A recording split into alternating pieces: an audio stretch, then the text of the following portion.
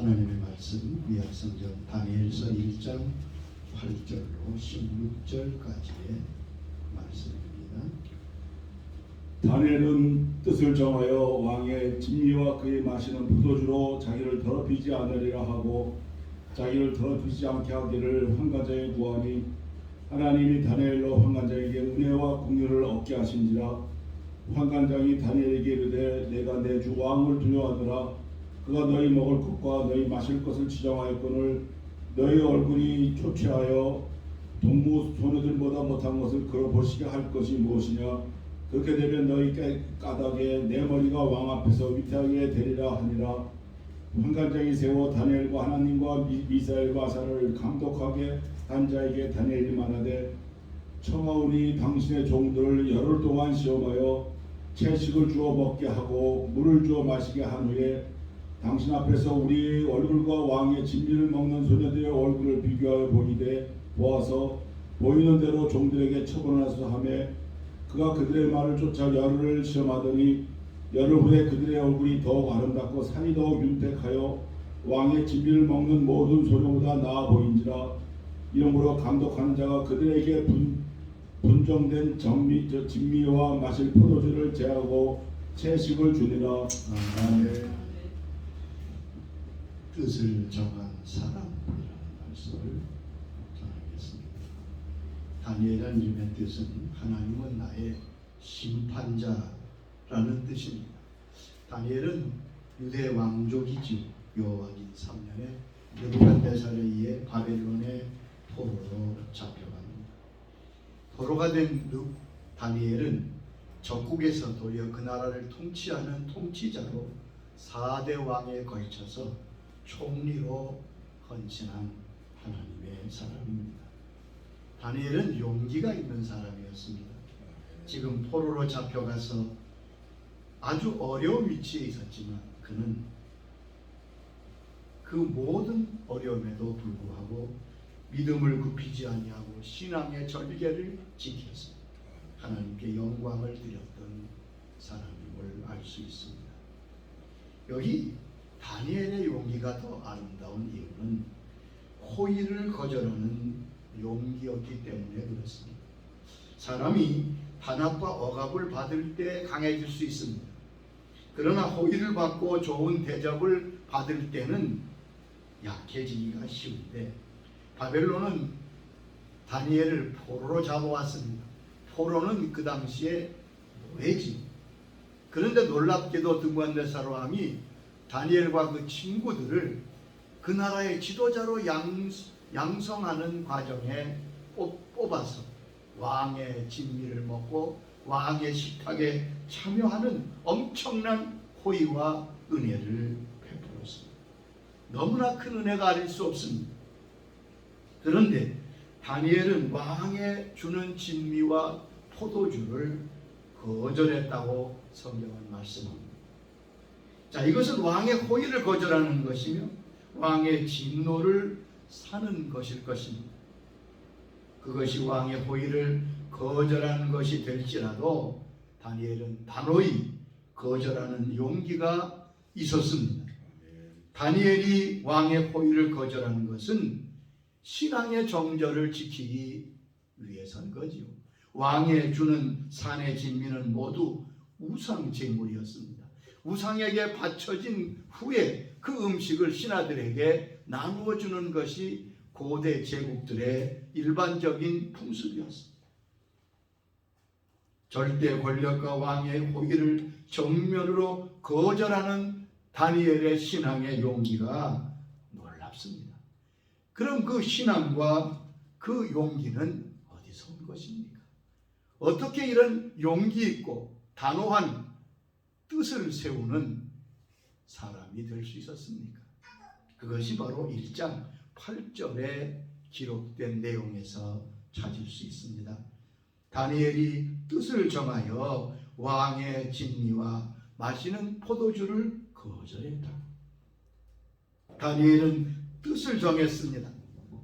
뜻을 세운 다니엘은 신앙으로 승리하는 사람이 되었습니다. 다니엘의 이런 용기와 승리는 뜻을 세운 데 있는 것을 우리가 알 수 있습니다. 우리나라 번역에 뜻을 세웠다 이렇게 번역되어 있지만 원문의 뜻을 다시 보면 다니엘은 결심하였다라는 의미의 말씀입니다. 결심했습니다. 다니엘은 하나님의 뜻대로 살기로 결심했습니다. 즉 뜻을 세웠습니다. 결심이란 말은 이런 뜻이라고 국어사전에 말하고 있습니다. 여러 가지 문제가 내포되고 있는 상황 속에서 스스로의 판단과 선택, 책임하에 취할 행동의 방향을 결정하는 것을 말한다. 어떤 상황과 복잡한 문제 속에서 내가 나아갈 방향을 결정하는 모든 방향을 결정하는 것을 결심이라고 합니다. 뜻을 세운다고 합니다. 뜻을 세우는 것이 매우 중요합니다. 뜻을 세우고 결심하며 이 새해를 맞는 것이 무엇보다도 중요합니다. 왜 그렇게도 뜻을 세우는 것이 중요하고 선한 결심이 중요합니까? 그 첫째 이유는 하나님은 우리의 뜻을 물으시기 때문에 그렇습니다. 내가 정하고 결심하고 있는 내용을 물으십니다. 하나님은 우리의 마음의 결심과 선한 뜻을 무시하시는 분이 아니십니다. 하나님은 우리에게 그 소원을 두고 행하신다고 빌립보 2장 13절에 말씀하셨습니다. 너희 안에서 행하시는 이는 하나님이시니 자기의 기쁘신 뜻을 위하여 너희에게 소원을 두고 행하게 하시나니. 우리에게 소원을 두고 행하신, 우리가 선한 결심을 가지는 것을 주님이 기뻐하십니다. 또한 뜻을 바로 세울 때 바른 인생을 살게 됩니다. 뜻을 정하지 않고 결심 없이 사는 사람은 마치 방향을 정하지 않고 떠나는 배와 같습니다. 여러분, 방향을 정하지 않고 목적지가 없는 배는 결국 방황하게 되고 표류하게 됩니다. 그 마음에 선한 결심이 없는 생을 살면 그 인생을 허비하게 됩니다. 불안해됩니다. 삶의 질서를 잃어버립니다. 그렇기 때문에 선한 결심, 뜻을 정한 사람이라야 바른 인생을 걸어갈 수 있습니다. 또한 뜻을 세운 사람은 많은 시험과 유혹과 역경을 이길 수 있습니다. 인생의 삶에는 수없는 시련과 유혹과 문제를 만납니다. 2022년 우리가 무슨 문제와 여러 가지 역경을 만날지 알 수 없습니다. 그러나 그 마음에 선한 결심을 가지고 뜻을 세운 사람은 이러한 어려움을 극복하고 나아갈 수 있습니다. 특별히 결심은 유혹을 침묵시킵니다. 확고한 결심은 여러 가지 유혹과 도전들을 이길 수 있습니다. 다니엘과 세 친구들은 그 뒤에 여러 가지 시험과 유혹이 있었지만 저들의 선한 결심, 뜻을 세운 그 귀한 것이 모든 것을 이기게 하였습니다. 2022년을 우리가 맞습니다. 여러분, 마음속에 선한 뜻을 세우고 선한 결심을 가지고 이 새해를 출발할 수 있게 되기를 바랍니다. 그리고 그러면 우리가 어떤 뜻을 세워야 되겠습니까? 뜻을 세운다고 다 좋은 것은 아닙니다. 선한 뜻도 있지만 악한 뜻도 있는 것이 사실입니다. 적어도 다음과 같은 몇 가지를 고려하고 생각하면서 선한 결심을 가지고 뜻을 세워 이 한 해의 시작을 하실 수 있기를 바랍니다. 첫째는 하나님을 기쁘시게 하는 뜻이어야 합니다. 하나님의 영광을 위한 뜻이어야 합니다. 여러분, 다니엘이 이렇게 뜻을 세워 왕의 진미를 거절한 이유가 무엇입니까? 그것은 자신을 위한 것이 아닙니다. 하나님의 영광, 하나님의 귀한 뜻을 쫓아서 죄를 짓지 않으려고, 절대 나는 죄와 타협할 수 없다는 믿음의 정절을 지키기 위한 것입니다. 하나님은 하나님을 기쁘시게 하는 뜻을 이루어 주십니다. 하나님은 우리의 심정을 다 살피시는 분인데 우리가 하나님의 영광을 위해서 하나님의 뜻에 합당한 선한 뜻을 품고 나가면 하나님은 반드시 그에게 응답하시며 말씀하시며 역사하십니다. 잠언 19장 21절에도 말씀하셨습니다. 사람의 마음에는 많은 계획이 있어도 오직 여호와의 뜻이 완전히 서리라. 그렇습니다. 우리가 여러 가지 계획을 세우지만 하나님의 뜻만이 온전히 설 수 있습니다. 시편 37장 4절에 이렇게 말씀하셨습니다. 여호와를 기뻐하라. 그가 내 마음의 소원을 내게 이루어 주시리라. 자, 여호와를 기뻐하라. 우리가 하나님을 기쁘시게 하는 계획을 세우고 선한 결심으로 나가면 하나님이 그 마음의 소원과 그 뜻을 이루어 주신다는 말씀입니다. 두 번째는 이웃에게 유익을 주는 선한 뜻이어야 합니다. 내가 무슨 뜻을 세웠든지 그 뜻이 나만이 아니라 이웃에게도 유익이 되는 뜻이어야 합니다. 이걸 염두에 두시기를 바랍니다. 우리가 무슨 목표를 세우고 무슨 선한 뜻을 세우더라도 이웃에게 그것이 유익이 되도록 유익한 것인지를 고려할 필요가 있습니다. 세 번째는 자신의 신앙과 인격의 성장을 가져오는 뜻이 선한 뜻입니다. 자, 우리가 어떤 것을 계획하고 어떤 뜻을 세웠다 할지라도 그것을 통해서 내 신앙과 내 신앙 인격이 성장하는 것이어야 선한 뜻입니다. 우리가 어떤 뜻을 세우고 어떤 걸 이루고자 하고 결심할 때 그 뜻을 세워서 내 신앙과 내 인격에 손해가 된다면 그것을 우리는 조심해야 할 것입니다. 네 번째는 후손에게 복이 되는 뜻을 세워야 합니다. 내가 선한 결심으로 뜻을 세워 나갈 때 그 결과로 우리 후손들이 복을 받고 후손들에게 유익하도록 뜻을 세워야 할 것입니다. 아브라함은 하나님께 순종하기로 결심하고 평생 동안 그 뜻을 따라 주 앞에 순종했습니다. 그 결과 그 후손들이 받는 축복이 얼마나 대단합니까? 반면에 조선시대 마지막 후기에 이완용이라는 대신이 있었습니다. 그는 아주 뛰어난 대신이었던 것 같습니다. 그러나 그는 평생 출세와 자신의 영화만을 위해서 살았던 사람입니다. 그렇기 때문에 그 후손이 시칠 수 없는 수치를 지금 누리고 있습니다. 수치를 아무도 자기가 이완용의 후손이라는 말을 하지 않는다고 합니다. 다섯 번째는 영원한 곳에 중심을 둔 뜻을 세워야 합니다. 잠깐 동안의 이 세상의 삶이 아니라 영원한 세계를 바라보면서 세우는 뜻이어야 합니다. 이게 매우 중요합니다. 자, 유명한 전도자 무디 선생님이 영국의 탄광 지역에 가서 복음 전도를 하게 되었습니다. 복음의 역사를 전도하면 탄광 지역에 많은 광부들이 와서 은혜를 받고 또한 여러 날 부흥회를 했습니다. 그날 저녁 또 저녁 집회를 마치고 이제 집으로 돌아가려고 하는데 가만 보니까 그 집회 장소에 다 갔는데 한 남자가 홀로 앉아서 고민하고 있습니다. 그래서 이상해서 가까이 가보니까 그분은 첫날부터 집회에 참여한 분이에요. 그 옆에 앉아서 묻습니다. 아니 선생님 왜 다 돌아갔는데 이렇게 앉아 계십니까? 이때 그분이 그렇게 말합니다. 목사님, 나는 오늘 밤 안으로 내 영혼의 문제를 결정하고 내 영혼의 문제를 해결하기 전에는 절대 이 자리를 떠나지 않기로 결심했습니다. 내가 하나님 앞에 거듭나고 천국 백성 되었다는 확실한 믿음의 확신을 갖기 전에는 이 자리를 떠나지 않으려고 합니다. 얼마나 결심했는지.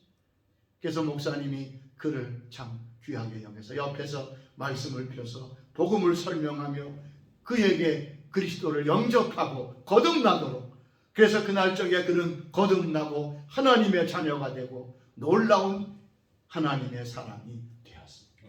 그 심령을 주게 된 기쁜 마음으로 그리고 집으로 돌아가. 그 다음날 아침에 광부들이 출근하고 일하는데 오후 시간에 그만 그 탄광에서 큰 폭발 사고가 있었어요. 갱도에 있던 많은 사람들이 죽었습니다. 많은 인부가 죽었습니다. 또 많은 사람이 나옵니다. 어제 그 그 사람도 큰 부상을 당해서 아주 위독한 가운데 실려 나옵니다. 그런데 이 위독한 가운데서도 이 사람이 자꾸 뭐라고 하는 거예요. 무슨 말을 하려고 하는 거예요. 그래서 동료가 가까이 가서 귀를 대고 그분이 하는 소리를 들었습니다. 그는 이렇게 말하더랍니다. 나는 어젯밤 영혼의 문제를 해결하기를 참 잘했다. 나는 어젯밤 내 영혼의 문제를 해결하기를 참 잘했다. 그렇죠. 그 전날 그가 결심하여 이 귀한 은혜를 받지 않았다면 그는 결국 그 후에 바로 사망했네. 아마 천국에 가지 않았겠어요? 틀림없지. 우리가 무슨 결심을 할 때 영원을 위한 결심을 해야 된다는 거예요. 두 번째는 선한 뜻에 대한 결심이 쉽게 변하지 않아야 합니다. 여러분, 선한 뜻을 세우고 결심했다고 즉시 이루어지는 것은 아닙니다. 선한 뜻이 이루어지게는 많은 순탄하지 않은 과정이 있습니다. 악한 세력이 그냥 있지 않습니다. 악한 것들이 공격합니다. 여러분 경험해 보셨지요?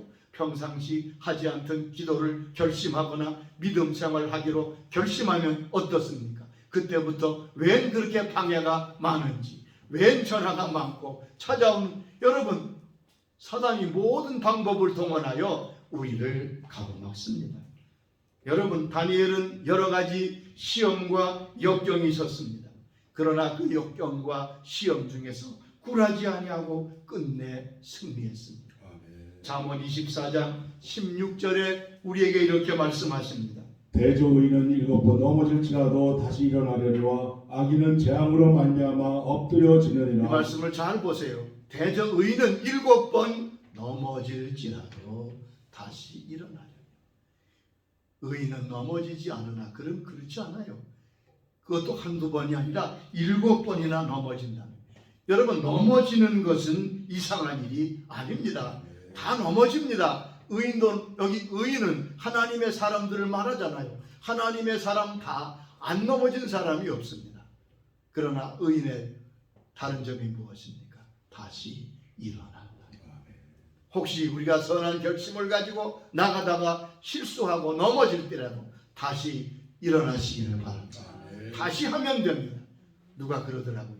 마귀가 제일 무서워하는 말 중에 하나가 다시 하고, 넘어지면 다시 일어나고, 실패하면 다시 일어나고, 후퇴하다 다시 일어나고. 다시 하는 사람을 누가 막겠습니까? 바로 그것이 승리의 비결입니다. 2차 대전 영웅이었던 위스턴 처칠이 노경에 자기의 모교에 가서 후배들에게 연설하면서 2차 대전 때 어려운 상황들을 여러 가지로 얘기합니다. 그러면서 나중에 이런 유명한 말을 남깁니다. 제군들 결코 포기하지 마십시오. 결코 포기하지 마십시오. Never give up. 결코 포기하지 마. 그렇습니다. 혹시 넘어지고 어려워도 다시 일어나서 나갈 때 주님께서 그와 함께 하셔서 그 역사를 이루게 하실 것입니다.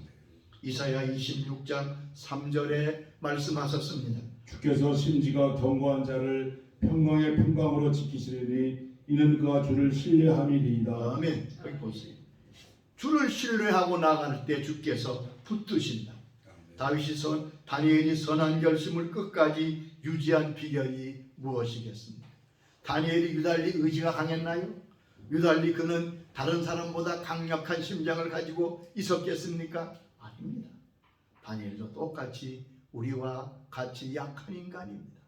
그런데 그가 가진 선한 뜻과 결심을 끝까지 이룰 수 있었던 것은 하루에 3번씩 예루살렘을 향한 창문을 열고 기도했기 때문에 그렇습니다. 총리가 얼마나 바쁘겠습니까? 120도 되는 큰 나라를 통치하는 통치자로서 다니엘은 아마 분주한 생활병, 그 중에서도 그는 하루에 3번씩이나 기도했습니다. 왜냐하면 나의 운명이, 나의 결심이, 나의 마음이 내 결심에 달린 것이 아니라 하나님의 도우심에 있다는 것을 알았기 때문입니다. 그는 기도를 계속했습니다. 여러분, 선한 의지와 선한 뜻과 결심이 꺾이지 아니하려면 다니엘처럼 기도해야 됩니다. 기도는 다니엘의 능력의 원천인 겁니다. 여러분, 기도가 무엇입니까? 하나님께 무엇을 달라고 하는 것이 기도입니까? 물론 그런 내용도 있죠. 근데 기도는 하나님이 우리에게 가까이 오시는 아주 중요한 통로인 것을 잊지 마십시다. 하나님과 우리가 어떻게 가까워집니까? 우리가 하나님께 가까이 가는, 또 하나님이 우리에게 가까이 오는 순간은 바로 우리가 기도하는 순간입니다. 신명기 4장 7절 잘 들어보세요. 우리 하나님 여호와께서 우리가 그에게 기도할 때마다 우리에게 가까이 하심과 같이 그 신이 가까이함을 얻은 큰 나라가 어디 있느냐? 우리가 하나님 앞에 기도할 때마다 우리에게 가까이 하신다. 하나님이 우리가 기도할 때마다 우리에게 가까이 오십니다. 우리가 가까이 하는 게 아니라 하나님이 우리에게 가까이 하신다. 그것이 기도입니다. 기도할 때 하나님이 아주 가까이 오셔서 역사하십니다. 들으십니다. 시편 145장 18절에도 이렇게 말씀했습니다. 여호와께서는 자기에게 간구하는 모든 자 곧 진실하게 간구하는 모든 자에게 가까이 하시는도다. 하나님은 진실하게 간구하는 그런 자에게 가까이 하신다. 가까이 오셔서 하신 일이 무엇입니까? 145장 19절에 이렇게 말씀했습니다. 그는 자기를 경외하는 자들의 소원을 이루시며 또 그들의 부르짖음을 들으사 구원하시리로다. 그렇습니다. 가까이 오셔서 그를 경외하고 그 앞에 나와 간구하는 자들의 소원을 이루시며 그들의 부르짖음 들으셔서 위험에서 건지신다. 다니엘의 기도는 사자굴을 통과하는 능력을 주었습니다. 내가 세운 선한 뜻과 결심의 성공 실패는 내게 있는 것이 아니라 하나님의 손길에 있음을 알고 기도한 것이지. 여러분, 우리의 모든 일의 성공과 실패가 기도에 달려 있습니다. 이걸 여러분 인정해야 됩니다. 출애굽기 17장에 보면 아말렉과 이스라엘의 전쟁이 나옵니다. 출애굽하여 처음으로 한 전쟁이지요.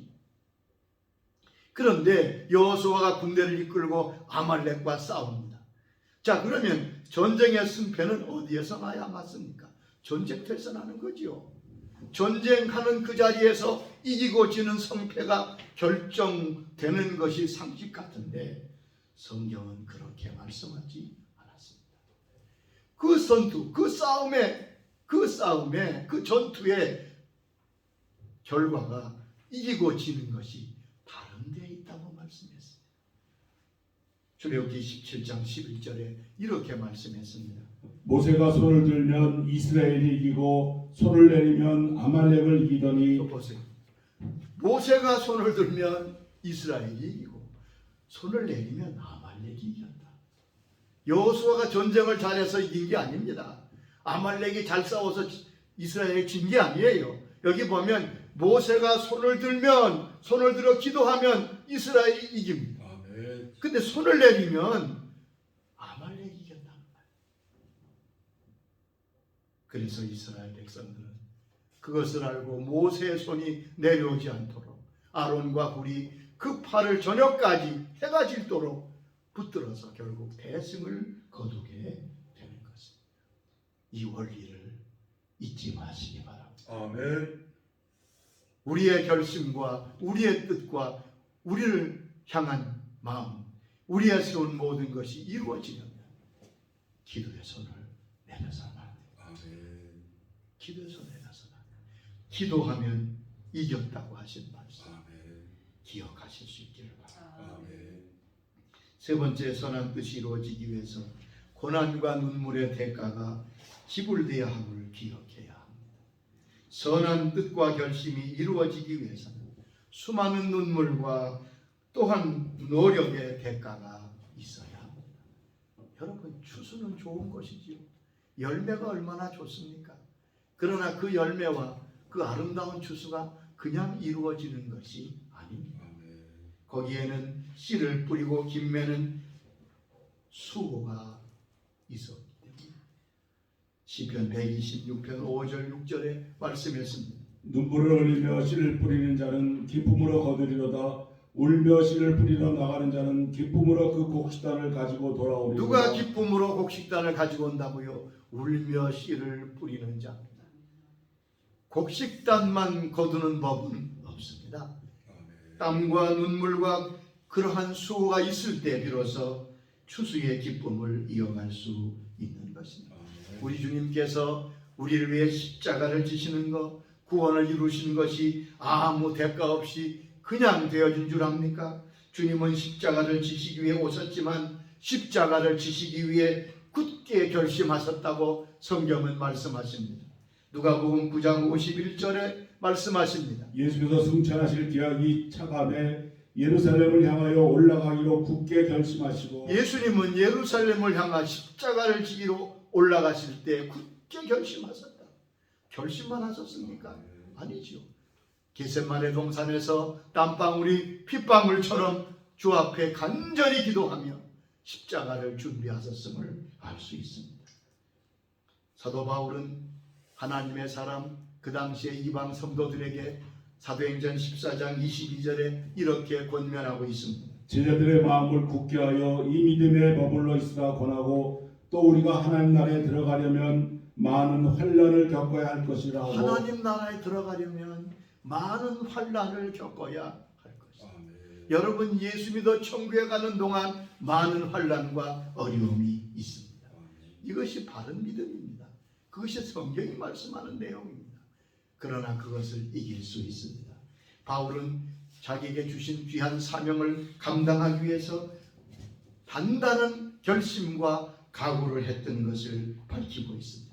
사도행전 20장 22절로 24절 말씀에 바울의 각오가 기록되어 있습니다. 보라 이제 나는 성령에 매여 예루살렘으로 가는데 거기서 무슨 일을 당할는지 알지 못하노라.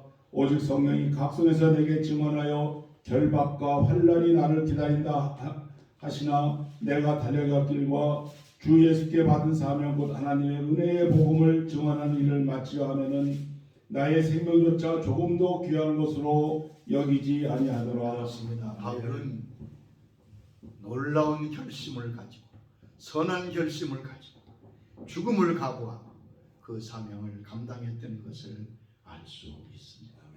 2022년을 시작합니다. 선한 뜻을 세우시며 하나님 앞에 기도하며 다니엘처럼 승리자가 되고 그저 막연히 살아가는 그러한 날들이 아니라 뜻을 세워 선한 결심으로 주님께 영광이 되고 하나님의 귀한 뜻이 이루어지는 것을 보는 새가 되고 다니엘에게 주셨던 은혜를 우리 모두에게 허락해 주시기를 주의 이름으로 축원합니다. 주님 감사합니다. 다니엘이 뜻을 세워 하나님의 영광을 위해서 어떤 희생도 각오했던 거죠. 저희들도 선한 뜻, 선한 결심을 가지고 이 한 해의 새해를 시작하며 나아가게 하여 주시옵소서. 우리의 심령 속에 은혜를 부어 주옵소서. 예수님의 이름으로